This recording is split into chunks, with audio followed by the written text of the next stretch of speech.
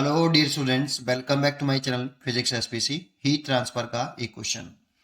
Four rods of same material with different radii and length L are used to connect two reservoir of heat at different temperatures. Which one will the conduct most heat? Solution.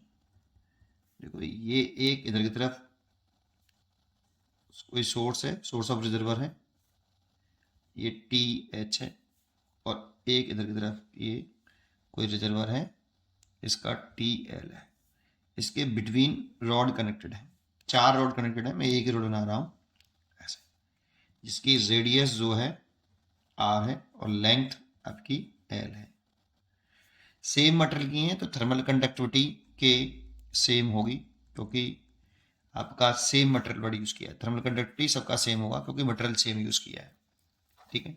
और एक ही temperature difference के across एक ही to reserve से ही चारों rod connect करेंगे। T H और T L का जो डिफरेंस होगा वो भी सेम होगा। अब थर्मल हीट जो करंट फ्लो करती है स्टडी स्टेट में, है ना, स्टडी स्टेट में कोई भी सेक्शन हीट एनर्जी खाता नहीं, केवल हीट एनर्जी ट्रांसफर करता है। तो जो हीट करंट है, हीट करंट आई बराबर D Q by D T, मतलब rate of flow of heat energy is equal to एक सेकंड में फ्लो करने वाली हीट एनर्जी के A T H minus T L by length. तो क्या लिखें, आई बराबर के ए, और एक ही जगह पे लिख सकते हैं। अगर इसका एरिया ऑफ प्रोसेसन देखें तो एरिया ऑफ प्रोसेसन लिख सकते हैं पाई आर स्क्वायर। तो pi R square T H minus T L by length. देखो क्वेश्चन में कहा है कि सेम मटेरियल की चारों रॉड है, तो सेम मटेरियल की है तो के तो सेम हो गया बेटा एक, और कनेक्ट है two reservoirs of heat different temperature, मतलब ये जो टी एच और टी एल है ये भी सेम है। तो देखो ये कांस्टेंट टर्म है और ये पूरा कांस्टेंट टर्म है।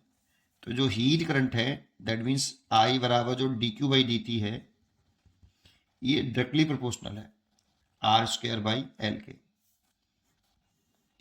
अब जिसका भी आर स्क्वायर और एल का रेशियो ज्यादा होगा उसका हीट एक सेकंड में फ्लो करने वाली हीट एनर्जी ज्यादा होगी।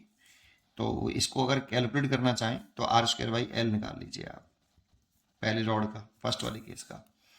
फर्स्ट में 2 सेंटीमीटर है और 0.5 मीटर है, तो आर लिखें 2 सेंटीमीटर को आप कन्वर्ट कर लें 2 इंटू 10 की पावर माइनस के 2 मीटर, आर का स्क्वायर कर लें 4 इंटू 10 की पावर माइनस के 4, और लेंथ कितनी रखिए 0.5 मीटर, तो 0.5।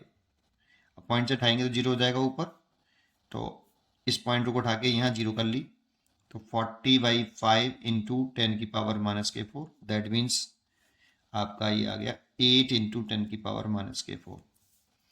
सेकेंड केस में देखते हैं आर स्क्वायर बाई एल, आपका इसमें आर 2 सेंटीमीटर है, तो आर इसमें 2 सेंटीमीटर, तो R is equal to 2 into 10 की पावर माइनस के 2 मीटर कर ले। ये हो गया 4 इंटू 10 की पावर माइनस के 4, और एल कितना रखा है 2 मीटर, तो ये आ गया 2 इंटू 10 की पावर माइनस के 4।